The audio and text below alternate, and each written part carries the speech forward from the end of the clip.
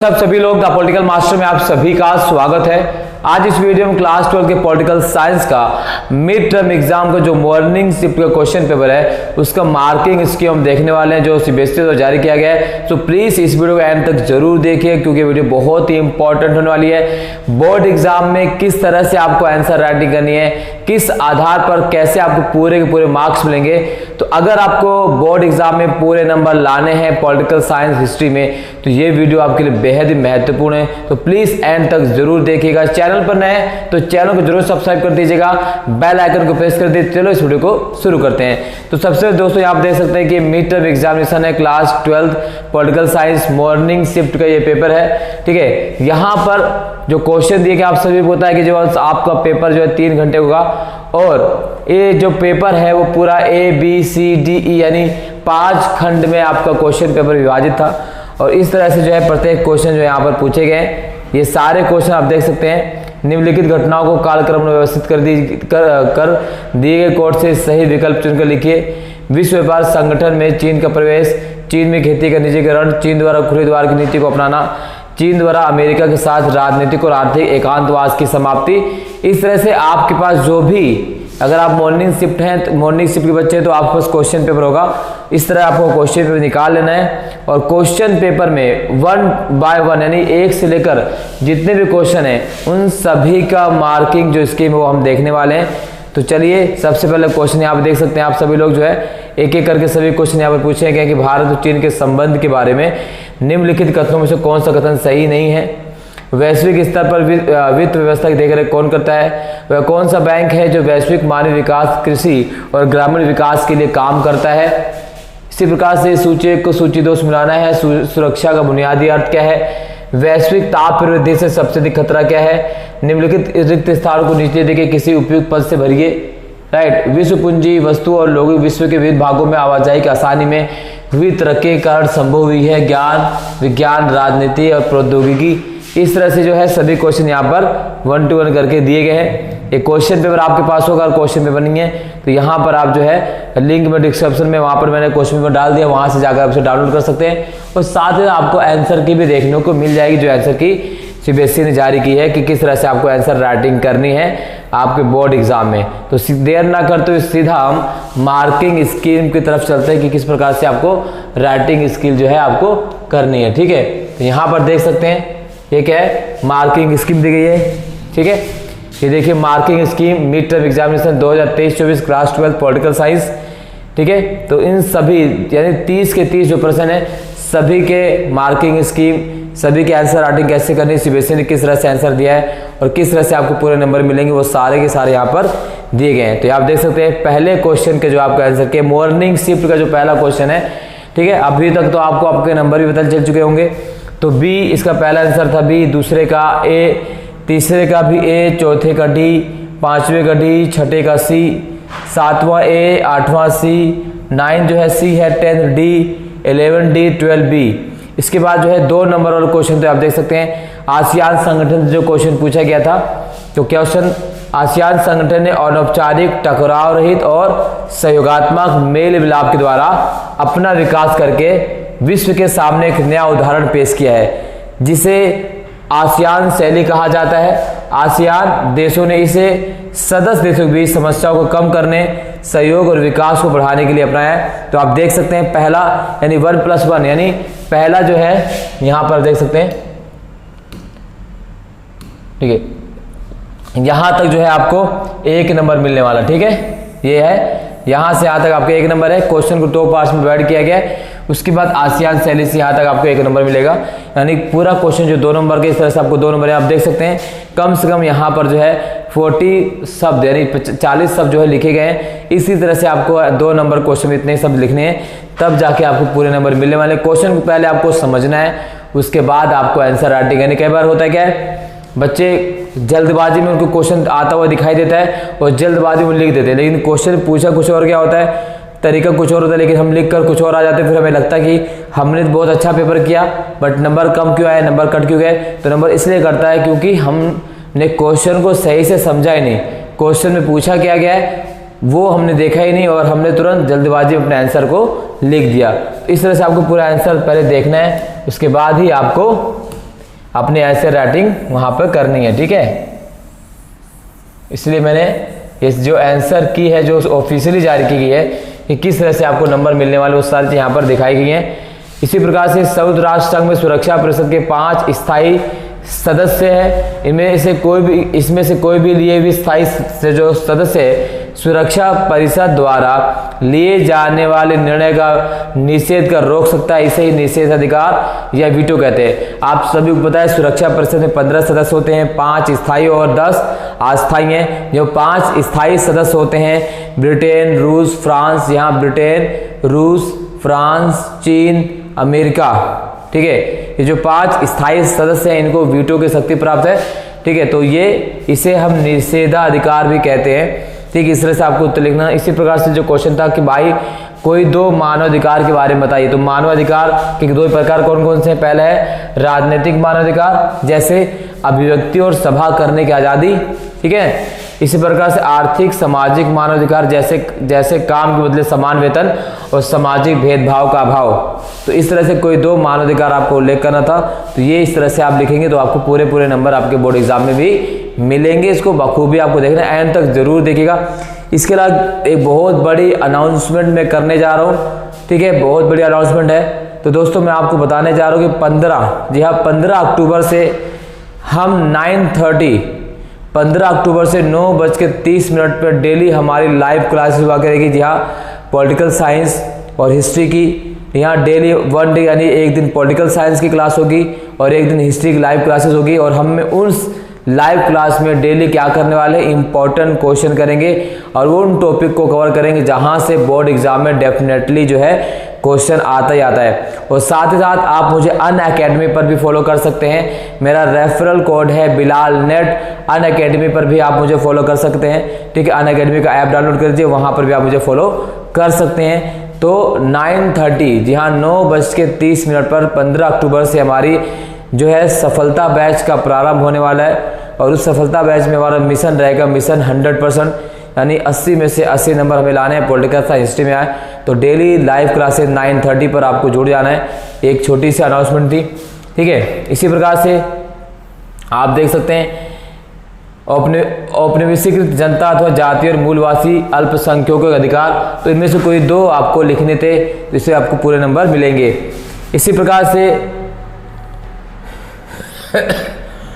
देखिए जीवनदायी संसाधन जल, ठीक है। जल आंदोलन के बारे में जो क्वेश्चन पूछा गया था, जीवनदायी संसाधन जल को लेकर हिंसक संघर्ष की संभावना और इसी को इंगित करने के लिए विश्व राजनीति कुछ विद्वानों से जल युद्ध कहा है। कई देशों के बीच जल युद्ध होता है आज, जैसे 1950 और 1960 दशक में इजराइल, सीरिया व जॉर्डन के बीच संघर्ष हुआ, ठीक है। तो इस तरह से आपको जल युद्ध के बारे में लिखना था। वैश्वीकरण क्या है? तो भाई एक बहुआयामी प्रक्रिया जिसमें व्यक्तियों, वस्तुओं, पूंजी और सेवाओं का प्रवाह होता है। इसमें बिना किसी रोक टोक के, बिना किसी बाधा के आप आसानी से एक देश से दूसरे देश जा सकते हैं।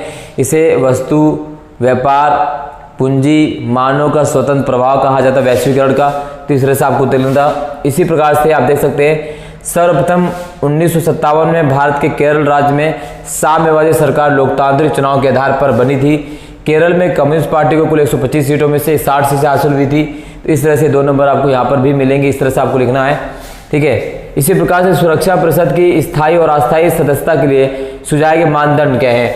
तो बड़ी आर्थिक ताकत होनी चाहिए, बड़ी सैन्य ताकत होना चाहिए, संयुक्त राष्ट्र संघ के बजट में ऐसे देश का योगदान ज्यादा हो और आबादी के लिहाज से वह बड़ा राष्ट्र हो, ठीक है। इसमें से कोई अन्य मानदंड भी आप सुझा सकते थे। इसी प्रकार से शक्ति संतुलन क्वेश्चन नंबर 20। तो शक्ति संतुलन वह व्यवस्था है जिसमें निरंतर प्रयास रहता है कि कोई देश शक्तिशाली बनकर उस क्षेत्र के देशों के वर्तमान संतुलन को बिगाड़ ना दे। किसी देश को इसे कायम करने के लिए कोई 2 सुझाव, वो है अपनी सैन्य शक्ति बढ़ाकर, आर्थिक और प्रौद्योगिकी ताकत बढ़ाकर। आप देख सकते हैं कि किस तरह से व्यवस्थित तरीके से यहाँ पर आंसर लिखा गया है और इसी व्यवस्थित तरीके से भी आपको आंसर लिखना है। और अगर आप व्यवस्थित तरीके से आंसर लिखेंगे तो आपका आंसर कोई भी नहीं काट पाएगा। हमें बहुत कुछ आता है, हमने बहुत कुछ पढ़ा, हमने एनसीईआरटी पूरी कर, लेकिन अगर आपने अपने 3 घंटों को सही प्रकार से इस्तेमाल नहीं किया है और उस 3 घंटे आपने सही से आंसर राइटिंग नहीं की तो आपको पूरा साल बेकार चला जाएगा। आपको सही से क्वेश्चन को एग्जीक्यूट करना है।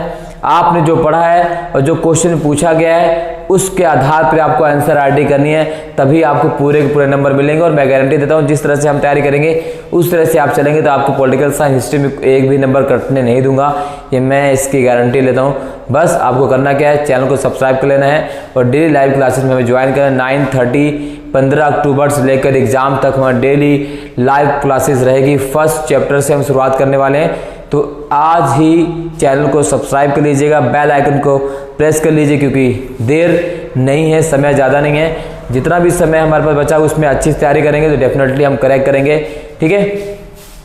इसी प्रकार से सोवियत प्रणाली की असफलता के 4 कारण, तो आप देख सकते हैं सोवियत प्रणाली की असफलता के 4 कारण जो पूछा गया था, इसमें से सोवियत प्रणाली पर नौकरशाही का शिकंजा। अच्छा, यहाँ पर कई छात्र पूछते सर क्या केवल पॉइंट लिखने से नंबर मिलेगा, तो कोई यहाँ पर तो मार्किंग स्कीम में केवल पॉइंट दिया गया है, लेकिन आपको ना एक्सप्लेन भी करना है। आप एक्सप्लेन करेंगे तो मच बेटर रहेगा, ठीक है। तो उससे जो है एग्जामिनर आपको और अच्छे नंबर दे देगा, ठीक है। 4 के 4 पूरे नंबर आपको मिल सकते हैं। तो पहला है सोवियत प्रणाली पर नौकरशाही का शिकंजा, सोवियत प्रणाली पर कम्युनिस्ट पार्टी का अंकुश, सोवियत प्रणाली का सत्तावादी होना और नागरिकों की राजनीति और आर्थिक आकांक्षाओं को पूरा ना करना। ये बहुत ही, ठीक है, इंपॉर्टेंट क्वेश्चन और कई बार पूछा भी गया है। इसी प्रकार से शॉक थेरेपी से जो क्वेश्चन पूछा गया है, तो साम्यवाद से पूंजीवाद की ओर परिवर्तन के मॉडल को शॉक थेरेपी कहा जाता है। बहुत से बच्चे केवल आघात पहुंचाकर उपचार करना ही शॉक थेरेपी कहते हैं। इस तरह से आपको आप आंसर देंगे लेकिन एग्जामिनर पे आप अच्छी छाप नहीं छोड़ रहे हैं। तो इस तरह से साम्यवाद से पूंजीवाद की ओर परिवर्तन के मॉडल को क्या कहा जाता है, शॉक थेरेपी कहा जाता है। और इस मॉडल को विश्व बैंक और अंतर्राष्ट्रीय मुद्रा कोष ने संघ से अलग हुए स्वतंत्र राष्ट्र देशों में निर्देशित किया। जो सोवियत संघ से अलग राष्ट्र हुए थे 15 राज्य, उसके बाद यहाँ देश को निर्देशित किया गया था, ठीक है। अब देख सकते हैं एक क्वेश्चन में 22 एक समान मुद्रा, आंतरिक मामलों और न्याय से जुड़े मामलों पर सहयोग, वीजा मुक्त स्वतंत्र आवागमन, साझी विदेशी और सुरक्षा नीति, आसियान संबंधित। 1982 में खेती का निजीकरण किया गया, 1998 उद्योगों का निजीकरण किया गया, व्यापार संबंधी अवरोधों को विश्व विशेष आर्थिक क्षेत्रों के लिए हटाया गया, और 2001 में विश्व व्यापार संगठन में शामिल हो गया कौन, चीन। तो इस तरह से जो आपको आंसर आर्टिकल लिखनी है।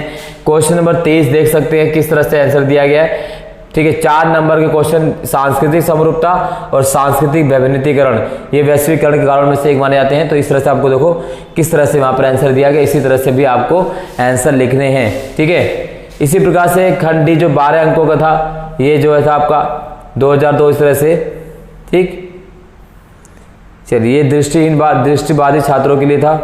इसी प्रकार से कार्टून से संबंधित क्वेश्चन देख सकते हैं, कार्टून से संबंधित जो क्वेश्चन पूछा गया, तो यहाँ देख सकते हैं क्या है भाई, कार्टून में रस्साकसी का खेल कांग्रेस पार्टी की नेहरू सरकार के नेता एवं उस समय की विपक्षी पार्टी भी चल रहा है। पेड़ पर बैठे नेता कांग्रेस पार्टी के हैं, पेड़ के ऊपर बैठे तत्कालीन सत्ता पक्ष और रस्सी खींच रहे नेता विपक्ष का प्रतिनिधित्व करते दिखाई दे रहे हैं, ठीक है। इसके बाद ये दृष्टिबाधित उम्मीदवारों के लिए, ठीक है। इसके बाद सोवियत संघ के विघटन के कारण जो 8 जो आपका, ठीक है ना, 6 नंबर का क्वेश्चन तो आप देख सकते हैं भाई, सोवियत विघटन काल क्या था, नागरिकों की राजनीतिक और आर्थिक आकांक्षाओं को पूरा ना कर पाना, सोवियत प्रणाली पर नौकरशाही का शिकंजा, कम्युनिस्ट पार्टी का अंकुश, संसाधनों का अधिकतम उपयोग परमाणु हथियारों पर, ठीक है, प्रौद्योगिकी और बुनियादी ढांचे पर पश्चिम के मुकाबले पीछे रहना, रूस की प्रमुखता, गोर्बाचेव द्वारा किए गए सुधारों का विरोध होना, अर्थव्यवस्था गतिविध व उपभोक्ता वस्तु कमी और राष्ट्रवादी भावनाओं और संप्रभुता की इच्छा का उभार, और सोवियत प्रणाली का सत्तावादी होना। तो इस तरह से आपको आंसर राइटिंग लिखने 6 नंबर क्वेश्चन में देख सकते हैं, 6 नंबर क्वेश्चन में 10 पॉइंट लिखा गया है, ठीक है। इस तरह से आपको लिखने, तभी आपको पूरे नंबर मिलेंगे, ठीक है। और इसमें से किसी 3 का 4 का आपको व्याख्या भी कर देनी सही तरीके से। इसी प्रकार से पूर्व सोवियत साम्यवादी देशों तक भारत के संबंध कैसे हैं, आप देख सकते हैं 6 नंबर क्वेश्चन में 1 2 3 4 5 6 7 8 9 जो है पॉइंट लिखे गए हैं, ठीक है। इस तरह से आपको 6 नंबर क्वेश्चन में कम से कम 8 से 9 पॉइंट लिखने, तभी जाके आपके पूरे नंबर मिलने वाले हैं। बहुत से छात्रों का सवाल रहता है कि सर हम 6 पॉइंट लिख देंगे तो क्या पूरा 6 नंबर, नहीं, आपको जितना पॉइंट आता उतना लिखिए, एक्सप्लेन 3 से 4 कर देंगे, तब आपको पूरे नंबर मिलेगा, ठीक है।